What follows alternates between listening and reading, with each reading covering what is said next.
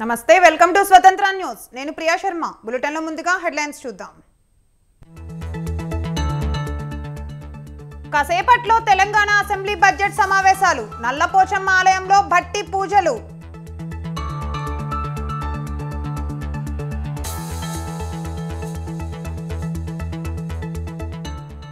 కాసేపట్లో ఢిల్లీకి పవన్ కళ్యాణ్ సీట్ల రద్దుబాటుపై బీజేపీతో చర్చలు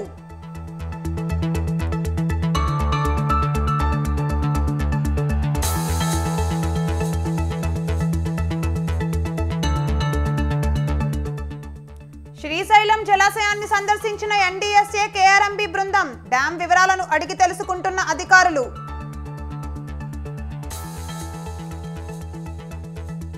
హైదరాబాద్ లో ముగిసిన ఎన్ఏఐ సోదాలు వేణుగోపాల్ రవిశర్మ ఇంట్లో తనిఖీలు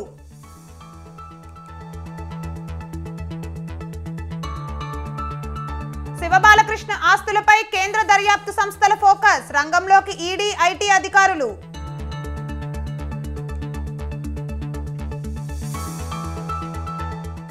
రిజర్వ్ బ్యాంక్ వడ్డీ రేట్లు యథాతథం 5.6% రెపో రేటు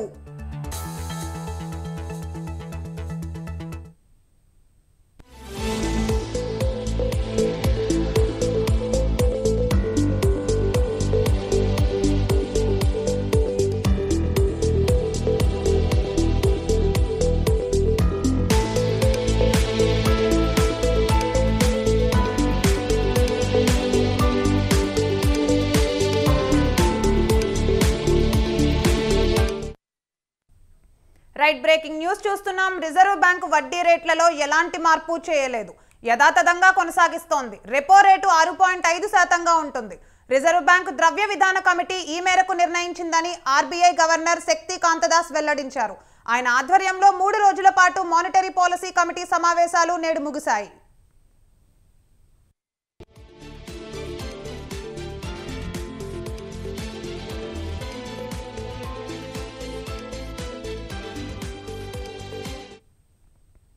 రెపో రేటును 6.5%గా ఉంచాలని కమిటీ ఏకగ్రీవంగా నిర్ణయించిందని ఎంపీసీ నిర్ణయాన్ని ప్రకటిస్తూ శక్తి కాంతదాస్ తెలిపారు. రిజర్వ్ బ్యాంక్ నిర్ణయం వల్ల హౌసింగ్ రుణాలు కానీ ఇతర రుణాల వడ్డీ రేట్లు కూడా పెరిగే అవకాశం లేదు.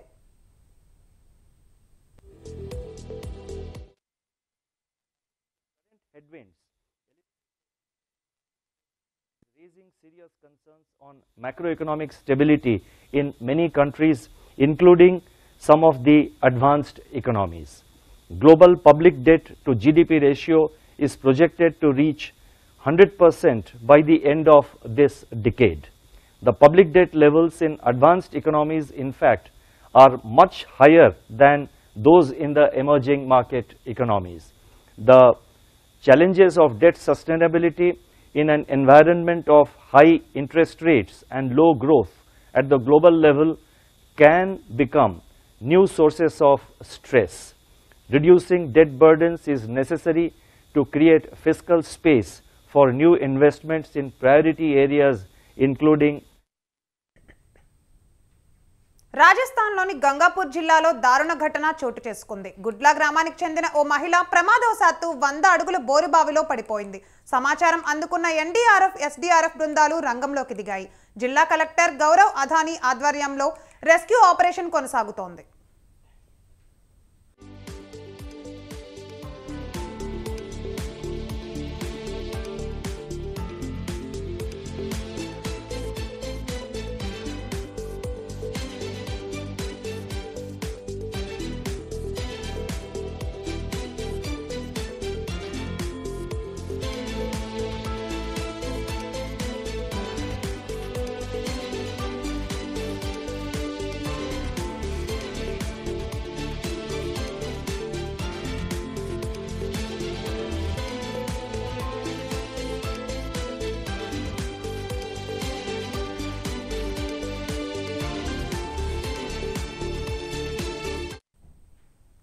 రైట్ బ్రేకింగ్ న్యూస్ చూస్తున్నాం. రాజస్థాన్లోని గంగాపూర్ జిల్లాలో దారుణ ఘటన చోటు చేసుకుంది. గుడ్లా గ్రామానికి చెందిన ఓ మహిళ ప్రమాదవశాత్తు 100 అడుగుల బోరుబావిలో పడిపోయింది. సమాచారం అందుకున్న ఎన్డీఆర్ఎఫ్, ఎస్డీఆర్ఎఫ్ బృందాలు రంగంలోకి దిగాయి. జిల్లా కలెక్టర్ గౌరవ్ సైని ఆధ్వర్యంలో రెస్క్యూ ఆపరేషన్ కొనసాగుతోంది.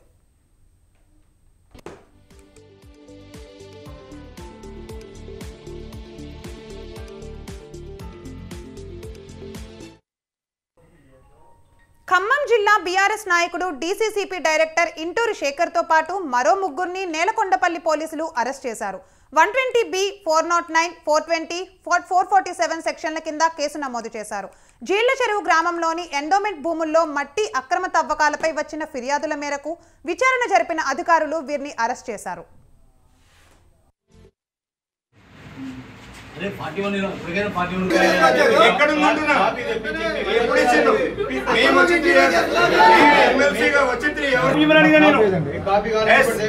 ఇప్పుడు ఎందుకు 3.5 hours నుంచి అడుగుతున్నా, ఎందుకు ఇవ్వలేదు నాకు? లీగల్ గా ప్రొవైడ్ చేయాల్సిన డాక్యుమెంట్స్ అన్ని ప్రొవైడ్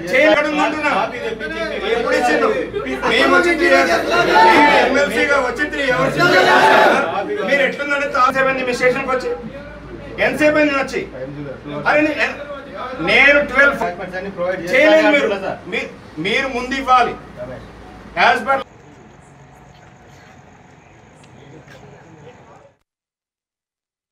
ఈ రాష్ట్రంలో అధికారంలోకి వచ్చి 60 రోజులు కూడా కావటం లేదు. కోతికి గనక కొబ్బరి చిప్ప దొరికినట్టు వాళ్ళ పరిపాలన ఉంది. బీఆర్ఎస్ పార్టీ నాయకుల మీద, కార్యకర్తల మీద అక్రమ కేసులు బనాయించి బీఆర్ఎస్ పార్టీ నాయకుల్ని, కార్యకర్తలను బెదిరించి ఏదో బీఆర్ఎస్ పార్టీని రాష్ట్రంలో లేకుండా చేస్తామనేటువంటి ఒక భ్రమల్లో కాంగ్రెస్ పార్టీ నాయకులు ఉన్నారు. ప్రత్యేకించి ఈ జిల్లాలో ఉన్నటువంటి కొంతమంది వ్యక్తులు, అప్పనంగా మంత్రి పదవులు పొందినటువంటి వ్యక్తులు ఈరోజు ఏమనుకుంటారంటే, మాకు చరిత్రలో చాలామంది వచ్చారు, ఈ జిల్లాలో చాలామంది మంత్రులుగా పనిచేశారు, ఏ రోజు కూడా ఇంత అరాచకాన్ని అనేటువంటిది చేయటం లేదు. మొన్నటికి మొన్న ఖమ్మంలో నగర పార్టీ అధ్యక్షుని అరెస్ట్ చేసి జైల్లో పెట్టారు. ఈరోజు డీసీసీబీ డైరెక్టర్గా ఉన్నటువంటి ఇంటూరి శేఖర్ని, అట్లాగే మా గతంలో మన జీళ్ల చెరువు వెంకటేశ్వర స్వామి ట్రస్ట్ బోర్డు మెంబర్స్గా ఉన్న ముగ్గురిని అరెస్ట్ చేసి తీసుకొని రావటం జరిగింది. పార్టీ ఈ రాష్ట్రంలో అధికారంలోకి వచ్చి 60 రోజులు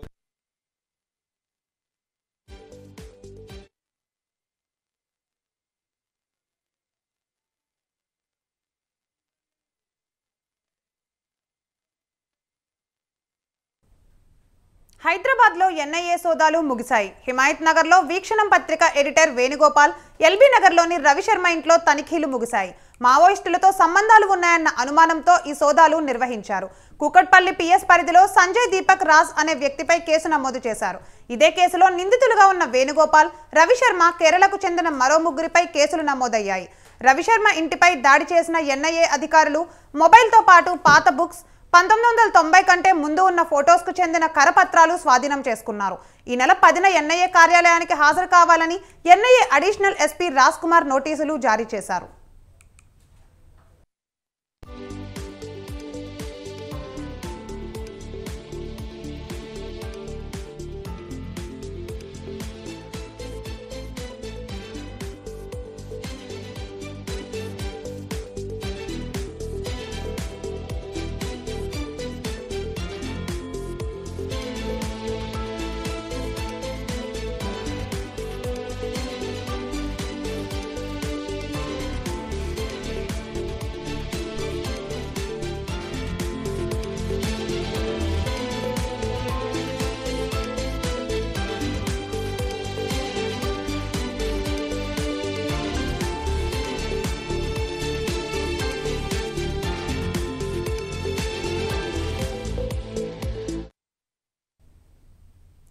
హైదరాబాద్లో ఎన్ఐఏ సోదాలు ముగిశాయి. హిమాయత్ నగర్లో వీక్షణం పత్రిక ఎడిటర్ వేణుగోపాల్, ఎల్బీ నగర్లోని రవిశర్మ ఇంట్లో తనిఖీలు ముగిశాయి.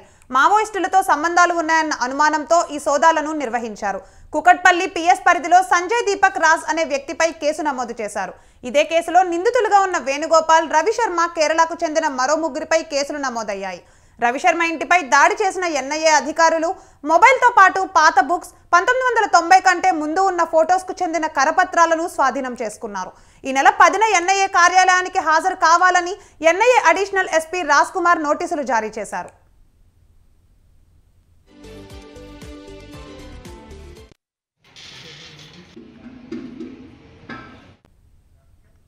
రైట్, ఇక ఇదే అంశంపై మరింత సమాచారం మా ప్రతినిధి పవన్ లైవ్ లో అందిస్తారు.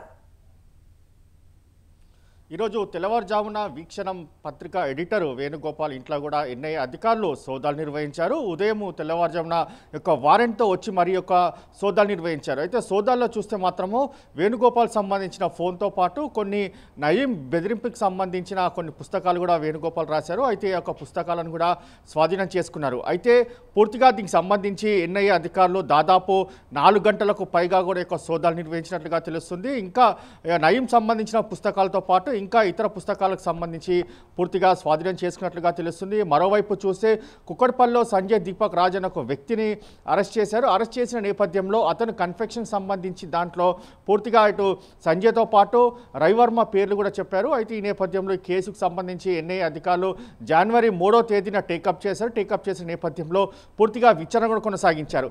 విచారణలో భాగంగా చూస్తే మాత్రము మావోయిస్టులతో సంబంధాలు ఉన్నాయని చెప్పి కొంత సమాచారం ఉన్న నేపథ్యంలో పూర్తిగా ఈ యొక్క సోదాలు జరిగాయని మాత్రము పూర్తి సారాంశంగా తెలుస్తుంది. ఎందుకంటే విరసం సంబంధించిన వరవరరావు అల్లుడు కాబట్టి అతనికి కూడా ఇలాంటి సంబంధాలు ఉన్నాయా అని చెప్పి పూర్తిగా ఎన్ఐఏ అధికారుల యొక్క సోదాల్లో కూడా పూర్తిగా అతన్ని ప్రశ్నించారు. అంతేకాకుండా ఎల్బీ నగర్లోని యొక్క రవివర్మ ఇంట్లో కూడా సోదాలు నిర్వహించారు. సోదాలు నిర్వహించి ఆ ఫోన్తో పాటు కొన్ని పుస్తకాలను కూడా స్వాధీనం చేసుకున్నారు.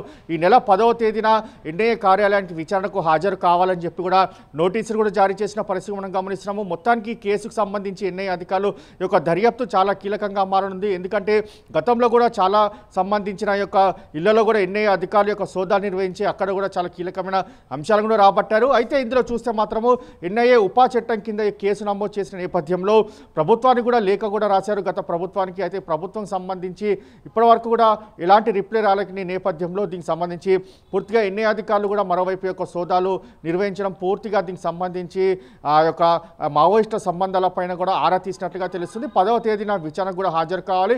ఇంకా కొన్ని సంబంధించిన ఆధారాలతో పూర్తిగా విచారణకు హాజరు కావాలని చెప్పి కూడా ఒక నోటీసులో పేర్కొన్నారు. అయితే 10వ తేదీన దీనికి సంబంధించి 11 గంటలకు ఒక విచారణకు హాజరు కావాలని చెప్పి కూడా అందులో నోటీసులో కూడా పేర్కొన్నారు. మొత్తానికి చూస్తే దాదాపు 4 గంటల నుంచి 5 గంటల మధ్యలో యొక్క సోదాలు కూడా నిర్వహించి అక్కడి నుంచి ఎన్ఐఏ అధికారులకు సంబంధించి వాళ్ళు వెళ్ళిపోయిన పరిస్థితి కూడా మనం గమనిస్తున్నాము. Right, thank you Pawan.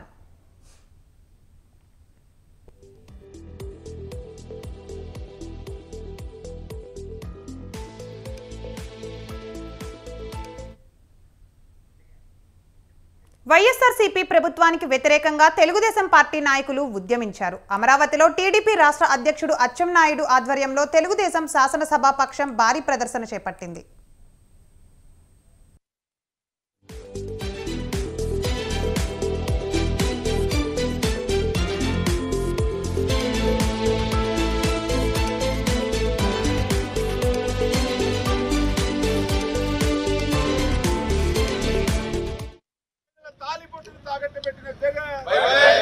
మద్యపాన నిషేధమని చెప్పి తాలిబొట్టును తాకట్టు పెట్టిన జగన్, యువతను మోసం చేసినటువంటి జగన్,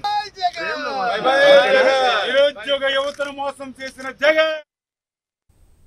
జగన్ ప్రభుత్వ విధానాల వల్ల రాష్ట్రం కుదేలైందని నాయకులు నినాదాలు చేశారు. ఉపాధి లేక నిరుద్యోగుల ఆకలి కేకలు, రక్షణ లేక మహిళల ఆర్తనాదాలతో రాష్ట్రం దద్దరిల్లుతోందని టీడీపీ నాయకులు ఆరోపించారు. బ్యానర్లు, ప్లకార్డులు పట్టుకొని వారు ఊరేగింపుగా అసెంబ్లీకి తరలివచ్చారు. రాష్ట్రంలో దాళ్లు అధ్వానంగా ఉన్నాయని, ప్రజలు ఇబ్బందులు పడుతున్నారని, అయినా జగన్ పట్టనట్లు వ్యవహరిస్తున్నారని నాయకులు ఆరోపించారు. నిరుద్యోగ యువతను మోసం చేసిన జగన్, నిరుద్యోగ యువతను మోసం చేసిన జగన్, నిరుద్యోగ యువతను మోసం చేసిన జగన్, మద్యపానం అని చెప్పి మద్యాన్ని తాకట్టు పెట్టినటువంటి జగన్, మద్యపాన నిషేధం అని చెప్పి మహిళల తెలియదు. అక్కడ మాట్లాడిన విషయాలు రేపు ఎల్లుండి ఎప్పుడైనా పార్టీ పెద్దలందరితో మాట్లాడి ఏం జరిగిందో తెలియచేస్తారు. అందరం కలిసి ఒక సమిష్టిగా నిర్ణయం తీసుకుంటాం. ఎవరున్నారు? గోడలు ఉన్నాయి. ఎవరున్నారు? మీకు నాకు సోషల్ మీడియాకి ఎవరికి తెలుసు? అక్కడ ఉన్న వాళ్ళు చంద్రబాబు నాయుడు గారు, అమిత్ షా గారు, నడ్డా గారు. చంద్రబాబు నాయుడు ఎక్కడైనా చెప్పారా? అమిత్ షా గారు, నడ్డా గారు చెప్పారా? ప్రెస్ లోని ఎక్కడైనా సరే మాట్లాడారా? ఎక్కడ ఏం జరగలేదు. బాబు గారు ఏం మాట్లాడారో తెలియదు. అక్కడ మాట్లాడిన విషయాలు రేపు ఎల్లుండి ఎప్పుడైనా పార్టీ పెద్దలందరితో మాట్లాడి ఏం జరిగిందో తెలియచేస్తారు. అందరం కలిసి ఒక సమిష్టిగా నిర్ణయం తీసుకుంటాం. ఎవరున్నారు? గోడలు ఉన్నాయి, ఎవరున్నారు? మీకు నాకు సోషల్ మీడియాకి ఎవరికి తెలుసు? అక్కడ ఉన్న వాళ్ళు చంద్రబాబు నాయుడు గారు, అమిత్ షా గారు, నడ్డా గారు.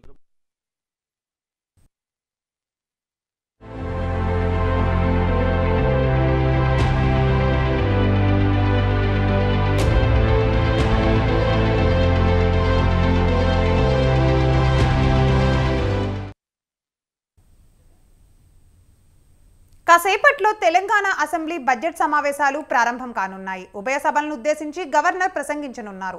ఎల్లుండి అసెంబ్లీలో ఆర్థిక మంత్రి భట్టి బడ్జెట్ను ప్రవేశపెడతారు. ఇవాళ అసెంబ్లీకి బయలుదేరే ముందు ప్రజాభవన్లోకి నల్లపోచమ్మ ఆలయంలో భట్టి పూజలు నిర్వహించారు.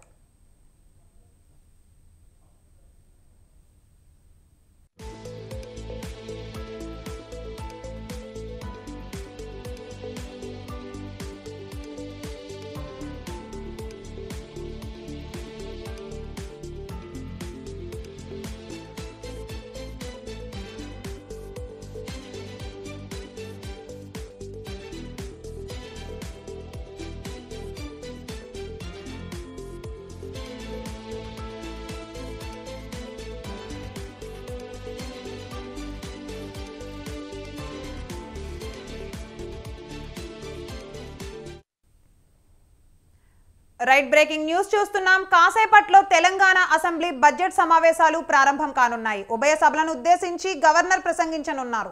ఎల్లుండి అసెంబ్లీలో ఆర్థిక మంత్రి భట్టి బడ్జెట్ను ప్రవేశపెడతారు. ఇవాళ అసెంబ్లీకి బయలుదేరే ముందు ప్రజాభవన్లోని నల్లపోచమ్మ ఆలయంలో భట్టి పూజలు నిర్వహించారు. ఇక ఇదే అంశంపై మా ప్రతినిధి నరేష్ లైవ్లో అందిస్తారు. నరేష్, చెప్పండి. ప్రియా, మరికొద్దిసేపట్లో తెలంగాణ బడ్జెట్ సమావేశాలు ప్రారంభమవుతాయి. 11:30కి ఉభయ సభలను ఉద్దేశించి గవర్నర్ తమిళిసై సౌందరరాజన్ ప్రసంగిస్తారు.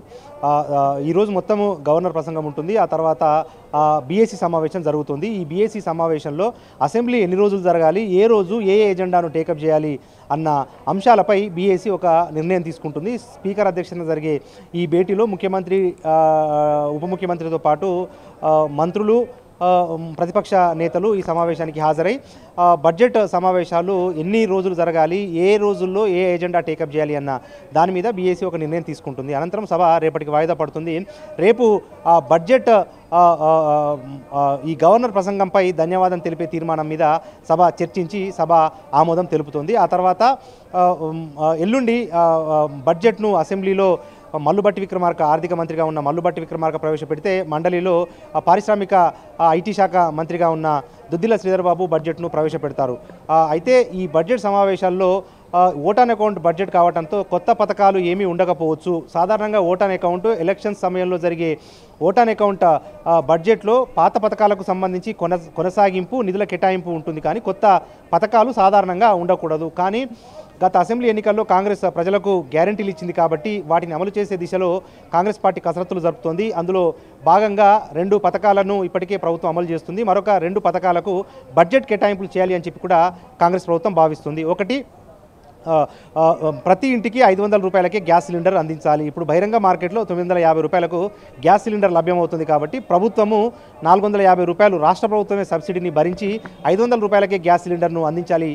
ప్రతి కుటుంబానికి సంవత్సరానికి 6 గ్యాస్ సిలిండర్లను అందించాలి సబ్సిడీలు అని చెప్పి కూడా తెలంగాణ రాష్ట్ర ప్రభుత్వం భావిస్తుంది. దాంతోపాటు 200 యూనిట్ల వరకు ఉచిత విద్యుత్ను గృహాలకు సరఫరా చేస్తామని చెప్పి కూడా కాంగ్రెస్ ఎన్నికల హామీలో స్పష్టం చేసింది.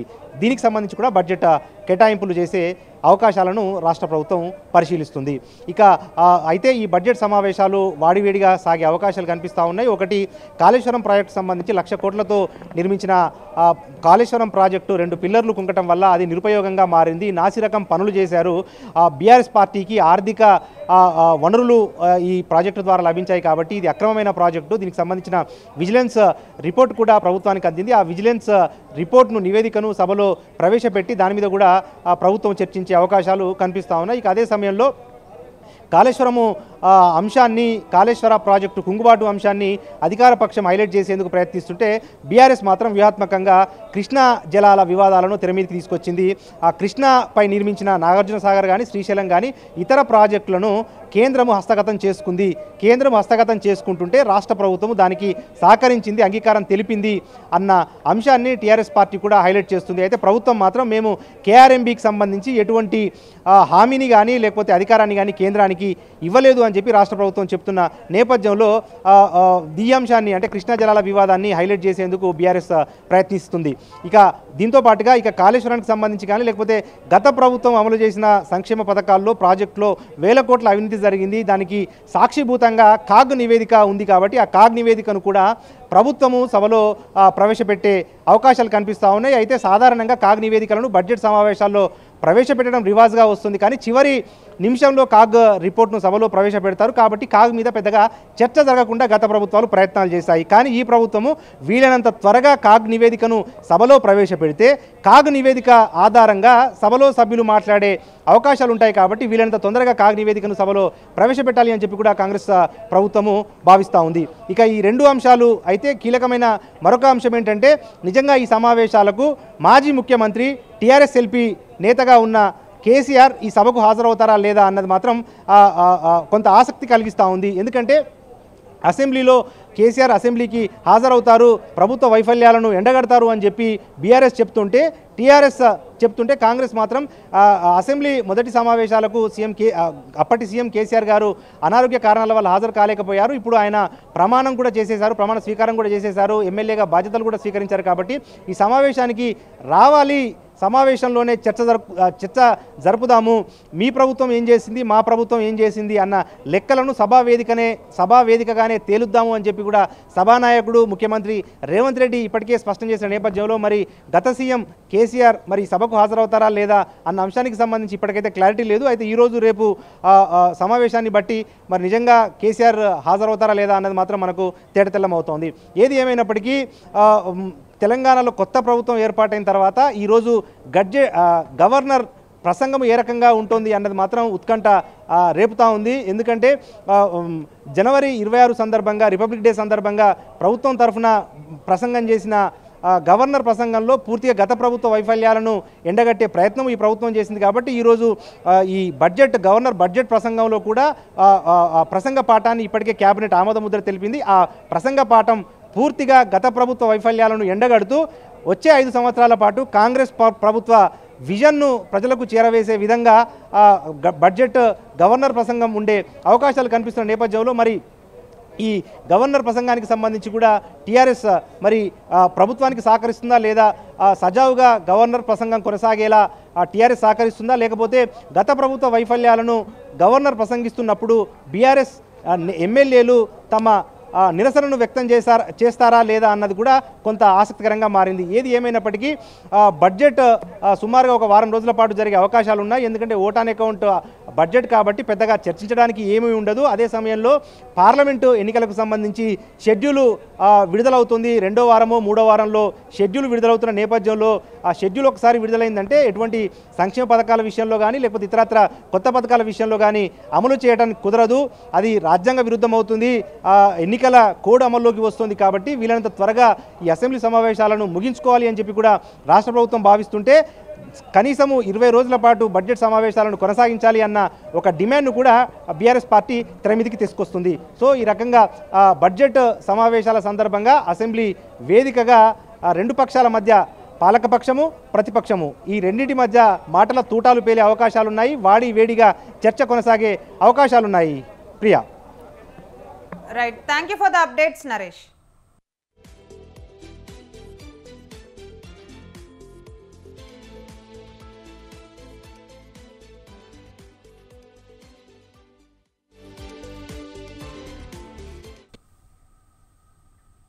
కాసేపట్లో అసెంబ్లీ సమావేశాలు ప్రారంభం కానున్నాయి. ఉభయ సభలను ఉద్దేశించి గవర్నర్ ప్రసంగించనున్నారు. ఎమ్మెల్యేలు ఎమ్మెల్సీలు అసెంబ్లీకి చేరుకుంటున్నారు. మొదటిసారి ఎమ్మెల్సీగా ఎన్నికైన బల్మూరి వెంకట్ అసెంబ్లీకి చేరుకున్నారు. అసెంబ్లీకి ఆర్టీసీ బస్సులో వచ్చారు. ఆయన నాంపల్లిలో బస్ ఎక్కి అసెంబ్లీకి వచ్చారు. ఉచిత బస్ ప్రయాణంపై మహిళలతో మాట్లాడి వారి అభిప్రాయాలు తెలుసుకున్నారు బల్మూరి వెంకట్.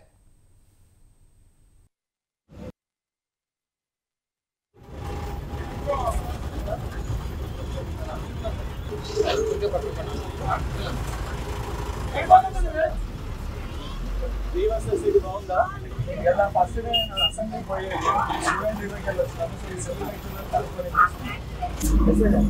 ये फ्री बस लगे ना महिला को एक अच्छा कुछ है टिकट है टिकट अच्छा ये अच्छा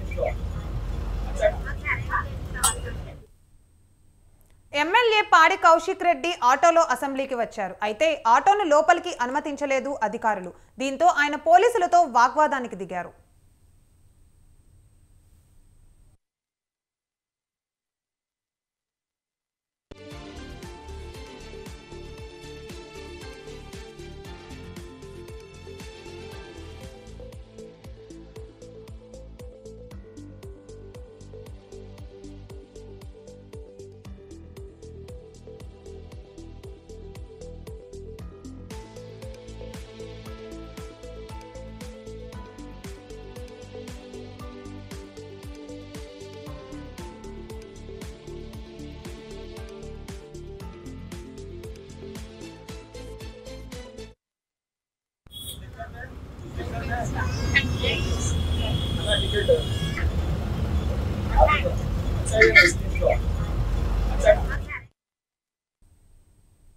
కాసేపట్లో అసెంబ్లీ సమావేశాలు ప్రారంభం కానున్నాయి. ఉభయ సభలను ఉద్దేశించి గవర్నర్ ప్రసంగించనున్నారు.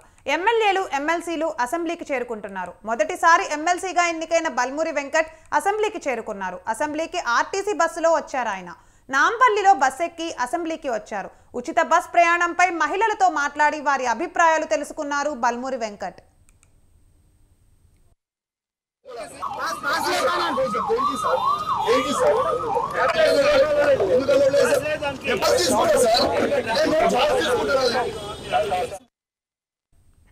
ఎమ్మెల్యే పాడి కౌశిక్ రెడ్డి ఆటోలో అసెంబ్లీకి వచ్చారు. అయితే ఆటోను లోపలికి అనుమతించలేదు అధికారులు. దీంతో ఆయన పోలీసులతో వాగ్వాదానికి దిగారు.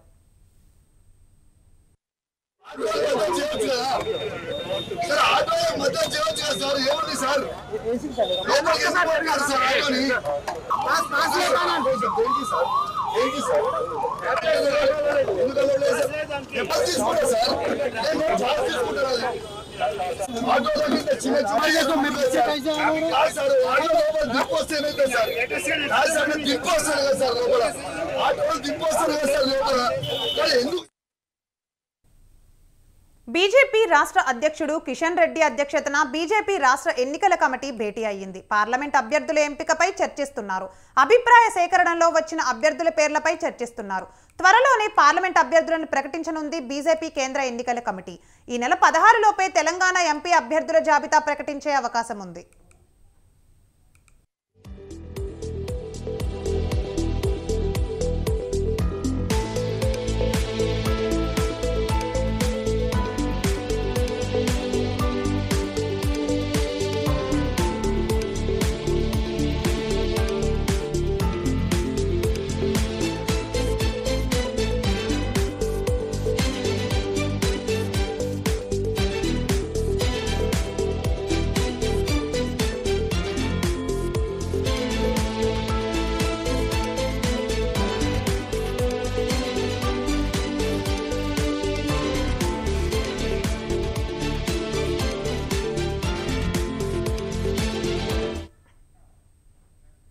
రైట్ బ్రేకింగ్ న్యూస్ చూస్తున్నాం. బీజేపీ రాష్ట్ర అధ్యక్షుడు కిషన్ రెడ్డి అధ్యక్షతన బీజేపీ రాష్ట్ర ఎన్నికల కమిటీ భేటీ అయ్యింది. పార్లమెంట్ అభ్యర్థుల ఎంపికపై చర్చిస్తున్నారు. అభిప్రాయ సేకరణలో వచ్చిన అభ్యర్థుల పేర్లపై చర్చిస్తున్నారు. త్వరలోనే పార్లమెంట్ అభ్యర్థులను ప్రకటించనుంది బీజేపీ కేంద్ర ఎన్నికల కమిటీ. ఈ నెల 16 లోపే తెలంగాణ ఎంపీ అభ్యర్థుల జాబితా ప్రకటించే అవకాశం ఉంది.